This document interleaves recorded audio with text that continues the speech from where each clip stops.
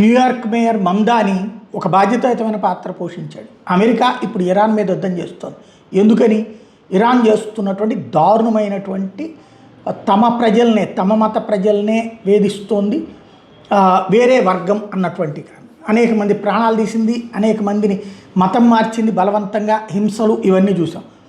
జోహ్రాన్ మమ్దాని ఎవరైతే ఇప్పుడు New York mayor, తొలి ముస్లిం మేయర్, అమెరికా చరిత్రలో తొలి ముస్లిం మేయర్, ఆయన వాస్తవంగా మతాన్ని అడ్డుపెట్టిన మొన్న గెలిచారు.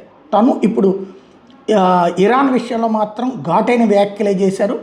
ఇరాన్ ప్రభుత్వం బ్రోటలు, వేలాది మంది ప్రాణాలు తీసినటువంటి దేశము అన్నటువంటిది చెబుతూ అదే సందర్భంలో అమెరికా ఇజ్రాయెల్ని కూడా తప్పుపట్టాడు.